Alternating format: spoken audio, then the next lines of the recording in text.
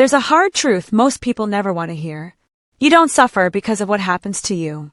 You suffer because of what your mind does with what happens. Most of your emotional exhaustion doesn't come from real problems. It comes from stories you create, assumptions you repeat, scenarios you imagine. And the worst part, your body reacts as if all of it were real. Your heart races, your chest tightens, your thoughts spiral, all because of something that may not even exist. Stay with me, because by the end of this video, you'll understand why you react so fast, why calm feels so hard to maintain, and how to build a kind of inner stability that protects you, even when life gets messy. Not by becoming cold, not by pretending you don't care, but by learning how to stay emotionally present without being emotionally hijacked. And if you want more content like this, focused on emotional clarity and inner balance, you can subscribe to the channel. Okay, let's talk about your daily life. Someone sends a short message. You feel it immediately. Someone doesn't reply. Your mind starts filling the silence. Someone looks at you differently. You replay the moment over and over. And the strange part is, nothing big actually happened. But inside you, everything feels intense. Why? Because most of the time, you're not reacting to facts. You're reacting to interpretations. And interpretations turn into emotions. Emotions turn into reactions. Reactions turn into exhaustion. This is what usually happens. Something happens in your life. Your mind immediately creates a meaning. That meaning triggers an emotional reaction in your body. And before you realize it, your sense of peace is gone. And before you realize it, hours are gone. Sometimes days. All because your mind decided to tell a story. And you believed it. And if you're someone who's sensitive, intelligent, observant, this hits even harder. Because your mind is good at connecting dots. It's good at reading between lines. It's good at noticing details. But when you're anxious or emotionally activated, those strengths get distorted. You don't connect dots calmly.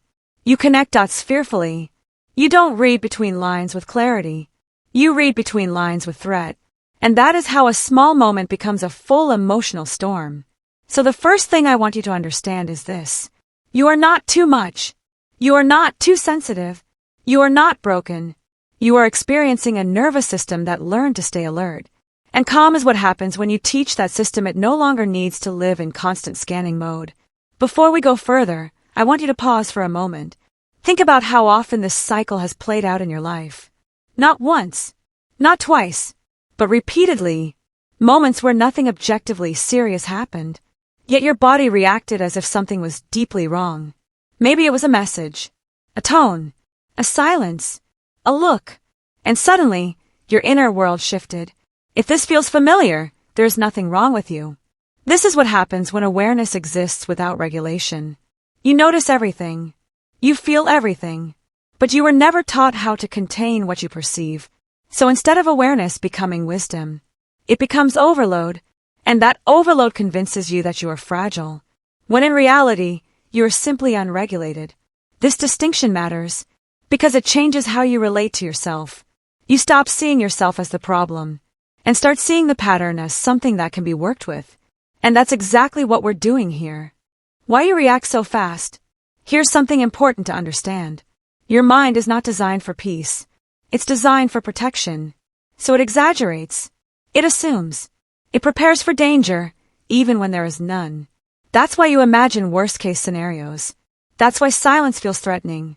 That's why criticism feels personal. Your mind says, be alert. Something could go wrong. And your body listens. Because your body doesn't speak logic. It speaks signals.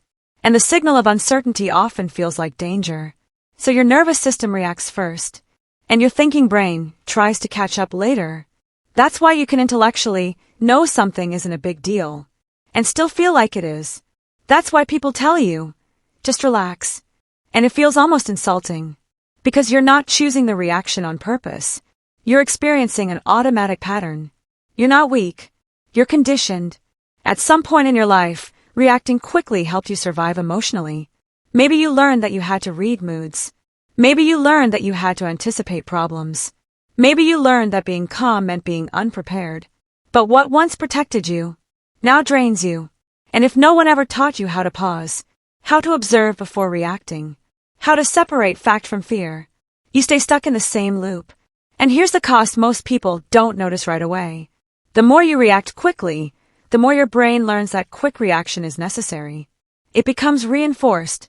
Your brain says, "See? We reacted. We stayed safe." Even if reacting actually made things worse. That's how the cycle deepens. Here's the truth that changes everything. It's not what people do. It's what you allow it to do inside you. No one can disturb your peace without your permission. And this doesn't mean you deny your emotions. It doesn't mean you tolerate disrespect. It doesn't mean you become indifferent. It means you become selective. Selective with your energy. Selective with your reactions. Selective with what you let inside. That's emotional maturity. And maturity is not about becoming tougher. It's about becoming clearer. Clear enough to feel something without turning it into a crisis. Now I'm going to show you how to step out of this pattern, how to stop reacting automatically, and how to build a calm that doesn't disappear the moment life becomes uncomfortable. Because understanding this is only the beginning. What really changes your life is knowing what to do next.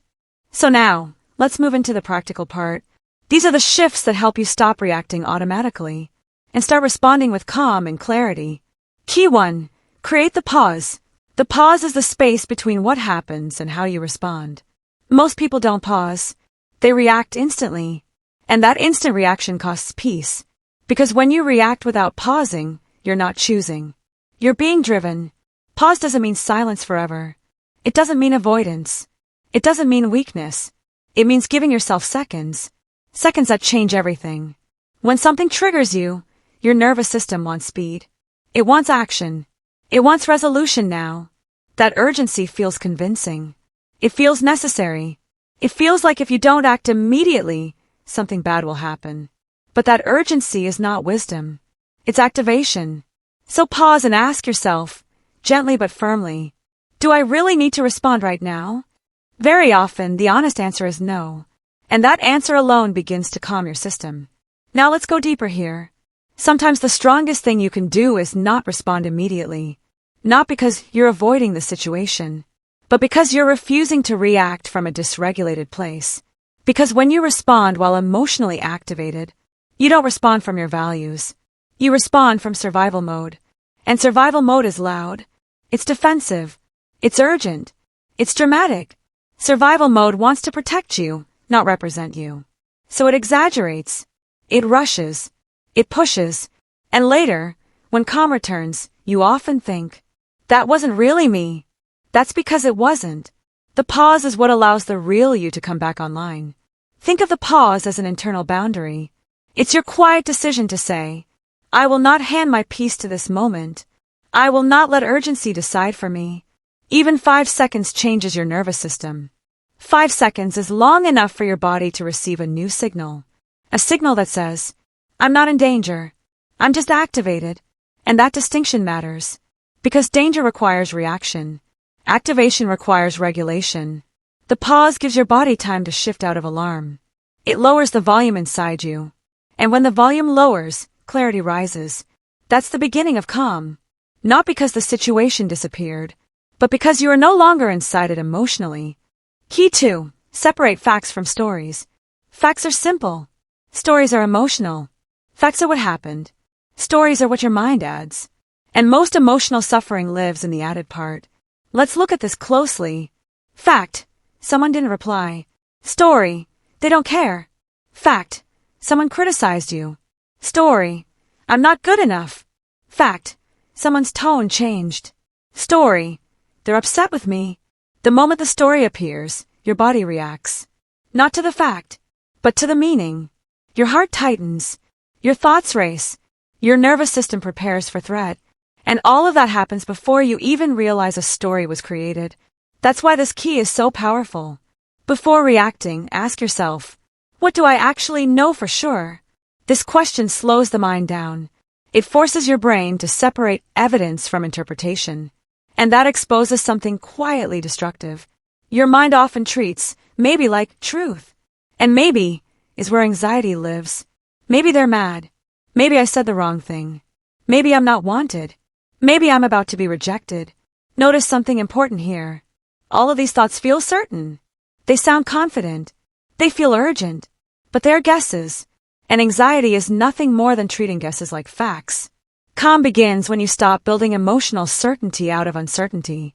So here's another question that helps bring clarity back. Ask yourself, is this a fact, or is this fear trying to sound like a fact? Because fear is persuasive. Fear speaks confidently. Fear speaks urgently. Fear uses absolute language. But fear is not always accurate. In fact, fear is often trying to protect an old wound, not describe the present moment. When you create this separation between fact and story, something shifts. The emotion doesn't disappear instantly, but it softens, because clarity reduces intensity, and intensity is what makes you act out of character. When the intensity lowers, you regain choice. You can still feel, but you're no longer being pulled. That's not emotional suppression. That's emotional maturity. There is something important we need to talk about here. Many of the women who struggle most with emotional overload are not weak. They are not immature. They are not incapable. They are perceptive. They notice tone. They notice shifts in energy. They notice what is not being said. And this level of awareness can be a gift, but only if it is paired with regulation. Without regulation, awareness turns into constant scanning. Your mind stays alert. Your body stays tense. Your emotional system never truly rests. So even neutral situations start to feel heavy. This is why calm can feel unfamiliar at first, even uncomfortable. Because when you are used to living in alert mode, calm feels like loss of control. Your system says, if I relax, I might miss something. But calm does not make you blind. It makes you clear. It allows awareness without anxiety, perception without panic, presence without exhaustion. And learning this is not about changing who you are. It's about giving your sensitivity a structure. That structure is what we are building through these keys. Key 3. Lower the importance of small triggers. Not everything deserves your energy. This may sound simple, but it's one of the most difficult emotional skills to develop. Because when your nervous system is sensitive, everything feels important. Every look, every tone, every pause. Your body reacts before you have time to evaluate. But most daily irritations are not threats. They are noise. Someone is short with you. It could be stress. It could be fatigue. It could be something that has nothing to do with you. Someone feels distant. They could be overwhelmed. They could be distracted. They could be living inside their own world. But when your system is trained to stay alert, your mind treats all of this as urgent. So here is a grounding question that changes everything. Ask yourself, slowly and honestly, will this matter tomorrow? Not in theory. In reality, if the answer is no, you don't need to carry it today. Let it pass. And this is where many women struggle. They believe that letting go means losing control. That if they don't analyze, fix, or react, something will get worse. But the opposite is true. When you let go of what is small, you regain control of what is big. A calm mind does not treat every stimulus as an emergency. It learns to rank. It learns to prioritize. It learns to filter. That filtering is not indifference. It is inner strength. And if you've been living with high sensitivity, your system may be used to giving everything the same emotional volume. Everything feels equally loud, equally important, equally urgent. So peace does not come from removing all triggers from your life. That's impossible. Peace comes from retraining your brain to lower the volume of what does not deserve your energy. You are not ignoring life. You are choosing where your attention goes.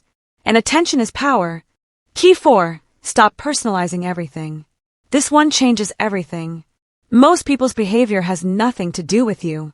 It has to do with their mood, their stress, their fears, their wounds. But when you personalize, you turn every external movement into an internal responsibility. You carry weight that was never yours to hold. So say this internally, calmly and firmly. This is about them, not me. And notice what happens inside your body. There is often immediate relief. But let's be honest. Personalization is not a random habit. It usually comes from an old belief. The belief that you must manage how others feel about you in order to be safe. So you monitor reactions. You read between lines. You adjust your tone. You over-explain your intentions. And slowly, without noticing, you become emotionally exhausted. because you are constantly managing worlds that are not yours. Calm grows when you stop treating other people's internal experience as your responsibility. When you do that, something beautiful begins to happen. You stop begging for emotional certainty. You stop chasing reassurance. You stop needing immediate proof that you are okay. Because you become okay inside yourself. You begin to trust your own inner stability, instead of depending on external confirmation. And that trust changes how you move through the world. You listen without absorbing. You observe without assuming. You care without collapsing. That is not detachment. That is emotional maturity. Key 5. Regulate your body first. Emotion starts in the body. This is something most people understand intellectually, but rarely apply in real moments. When something triggers you, your first instinct is to think your way out of it. You try to understand. You analyze. You explain. You replay. But here's the truth most people don't realize. You cannot think your way out of a nervous system that is screaming. When your body is in alarm, your mind does not operate in clarity. It operates in protection. So before thinking better, you need to breathe better. Slow breathing sends a direct message to your nervous system. A message that says, I'm safe. And when your body feels safe, your mind stops panicking. This is not psychological theory. This is how your system is wired. When your breath is short and shallow, your brain assumes danger. When your breath slows and deepens, your brain receives the signal that nothing is immediately wrong. That's why calm the body, and the mind will follow. Notice how different your thoughts feel when your chest is tight versus when your body is relaxed. In a state of alarm, thoughts become catastrophic. Everything feels extreme, permanent, personal. But when the body calms, those same thoughts lose intensity. They become more realistic, more proportional, more grounded. So if you want a practical approach, remember this. If you feel flooded, don't force insight. Don't demand clarity from a system that is overwhelmed. Create safety first. And safety starts with physiology. Slow down your breath. Lengthen the exhale. Let your shoulders drop. Give your body a clear message. Nothing needs to be solved right now. That message alone can stop a spiral. Not because the problem disappeared, but because your system is no longer in emergency mode. And calm is impossible in emergency mode. Key 6. Urgency is not importance. Emotions always feel urgent. They arrive with intensity. They demand attention. They push for immediate action. But urgency does not mean importance. This distinction changes everything. When you are emotionally activated, your mind tells you, you must act now. You must respond. You must fix this immediately. That pressure feels real. But most of the time, it is anxiety speaking. Anxiety says, act now or you'll lose control. Calm says, pause and you'll regain control. So here is a question that protects your peace and your dignity. Ask yourself, if I wait 20 minutes, will this still matter? Not to invalidate what you feel, but to give your nervous system time to settle. Most of the time, the answer is no. And even when the situation still matters, your response will be different, clearer, more aligned, less reactive, because urgency distorts perspective. It makes everything feel bigger than it is, more personal than it is, more dangerous than it is. And many things people regret did not happen because they felt emotion. They happened because they acted under urgency. They spoke too fast. They explained too much. They reacted before they understood what was happening inside them. Calm is not the absence of urgency. Calm is the ability to feel urgency without obeying it. It's the ability to say internally, I can feel this and still wait. That waiting is not weakness. It is self-respect. Because when you wait, you choose your response instead of being pulled into it. And that choice is where emotional power lives. There is something else that often surprises people on this path. When you start becoming calmer, it can feel uncomfortable at first, because calm is unfamiliar to a nervous system that learned to stay alert. Your body may ask, why am I not reacting? Why am I not fixing? Why am I not worried? And that discomfort does not mean something is wrong. It means something is changing. Calm feels strange before it feels safe. Key 7. Heal old wounds. Many reactions aren't about today. They're about yesterday. Old rejection. Old criticism. old neglect, experiences that were never fully processed, don't disappear with time. They settle in the nervous system. So when something happens in the present, your body doesn't react only to what's happening now. It reacts to what this moment reminds it of. That's why the present can feel heavier than it logically should. You're not overreacting. You're carrying accumulation. Unresolved emotional experiences stack over time. And when a new situation touches the same emotional place, the response feels amplified. This is why a small moment can feel like a collapse. Because inside your nervous system, it's not small. It's a reminder. It opens an old file. And the body does not understand time the way the mind does. The mind can say, "This is different.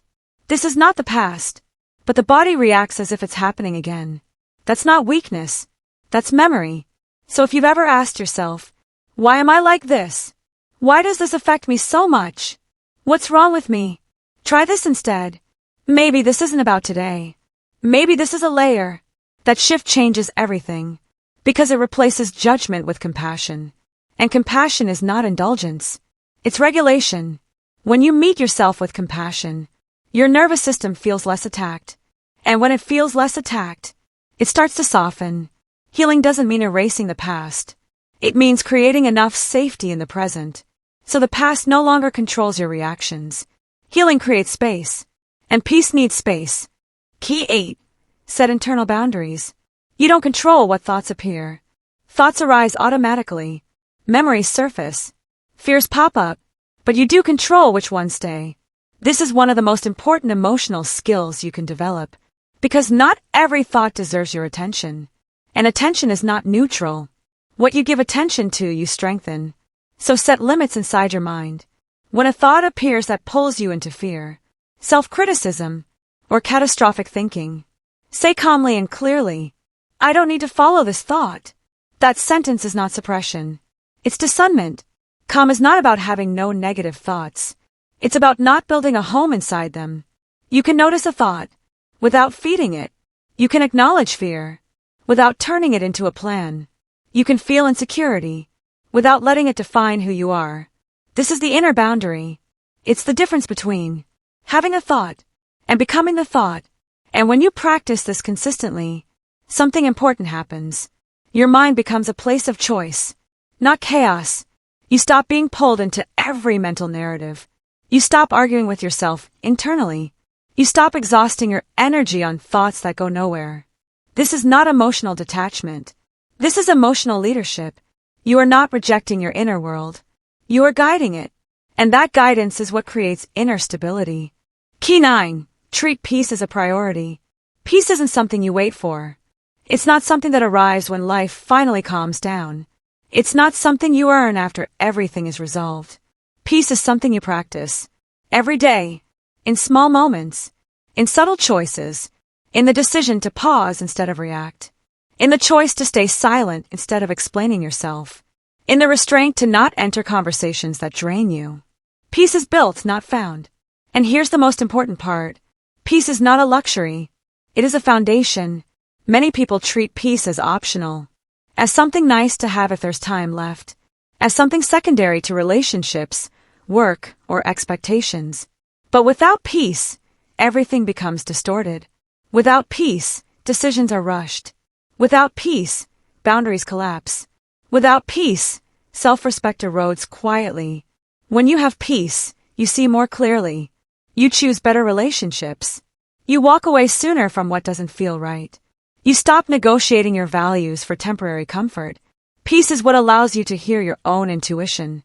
It's what keeps you from betraying yourself emotionally. That's why calm people are not passive. They are anchored. They don't need to prove themselves. They don't need to react to everything. They don't need chaos to feel alive. They protect their peace because they understand something essential.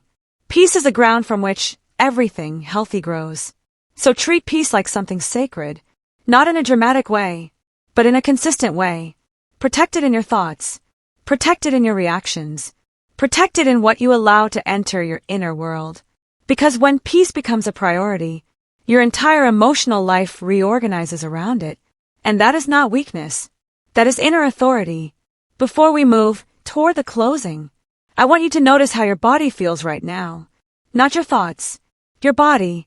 If your breath is slower, if your shoulders are softer, if something inside feels more spacious, that is not coincidence. That is regulation. Nothing changed outside, but something shifted inside. When you stop reacting automatically, something subtle happens. Your body relaxes faster. Your mind quiets sooner. Your energy returns. Situations that once drained you lose power. You don't argue to prove a point. You don't explain yourself endlessly. You don't absorb everything. You choose. And that choice builds confidence. Not loud confidence. Quiet confidence. The kind that doesn't need validation. And this is one of the most underrated results of calm. You stop abandoning yourself. You stop betraying your own nervous system by forcing it into chaos. You become someone you can trust. And when you trust yourself, the world feels less threatening. Because you're no longer trying to control everything outside you. To feel safe inside you. That safety becomes internal. That is stability. And stability is strength. Acting as if nothing bothers you doesn't mean nothing touches you. It means nothing controls you. You feel without drowning. You care without collapsing. You stay present without losing yourself. That is emotional freedom. And it's built moment by moment, not through force, but through awareness and practice. If this reflection stayed with you, and you want to go even deeper into your emotional development, I've created a practical guide to emotional self-mastery to support you. It was designed to help you regulate your emotions, stop overreacting or oversharing, and build inner stability step by step at your own pace. You'll find the guide in the first pinned comment below. And if this kind of work speaks to you, you're welcome to subscribe to the channel. Here, we focus on calm, clarity, and emotional strength, built from the inside out. This content is educational and reflective. It does not replace therapy or professional mental health support. Thank you for being here. And thank you for listening to yourself.